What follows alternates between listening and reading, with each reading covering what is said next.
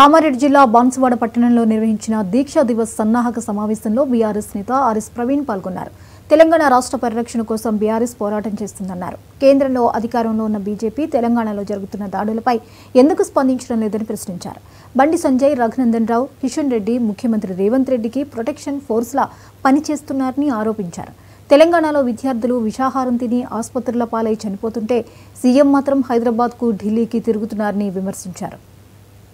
గురుకుల విద్యాలయాలు, ప్రభుత్వ పాఠశాలలు, కళాశాలల్లో చదివే విద్యార్థుల పరిస్థితి అగమ్య గోచరంగా ఉన్నది. ఇది చాలా ఘోరంగా ఉన్నది. ఈ రాష్ట్రంలో విద్యార్థులను తానే తల్లై తానే తండ్రై కాపాడవలసిన ముఖ్యమంత్రి ప్రతిరోజు హైదరాబాద్ నుంచి ఢిల్లీకి చక్కర్లు కొడుతున్నాడు తప్ప ఇక్కడున్న బిడ్డలకు కనీసం చక్కటి భోజనం పెట్టడం లేదు.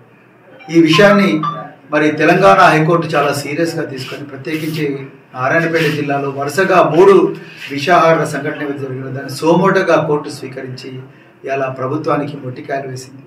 నిజానికి ఈ పని ముఖ్యమంత్రి గారు చేయాలి. ముఖ్యమంత్రి గారు అధికారులను పిలిపించాలి, అవసరం అనుకుంటే అధికారులను సస్పెండ్ చేయాలి, డిస్మిస్ చేయాలి. ఇదే ముఖ్యమంత్రి ఎల్బీ స్టేడియంలో నవంబర్ 14 నాడు ఏం చెప్పిండు?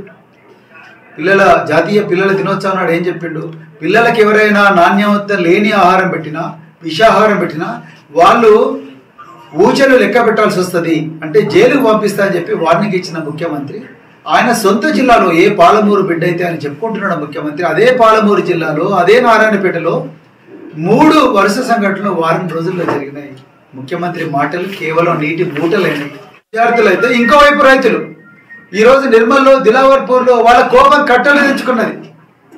ఇథనాల్ ఫ్యాక్టరీ ఏ విధంగా అయితే లగచెర్లలో ప్రభుత్వం మరి వాళ్ళ అభిష్టానికి వ్యతిరేకంగా మరి వాళ్ళు భూసేకరణ చేస్తుంటే అక్కడున్న గిరిజన బిడ్డలు ఏ విధంగా అయితే పోరాడినరో ఈరోజు దిలావర్పూర్లో కూడా, నిర్మల్ జిల్లా దిలావర్లో కూడా మరి ఇథనాల్ ఫ్యాక్టరీకి వ్యతిరేకంగా అక్కడ ఉండే వేలాది మంది రైతులు రోడ్ల మీదకి వచ్చిండ్రు. వాళ్ళ కోపం కట్టలు తెంచుకున్నది.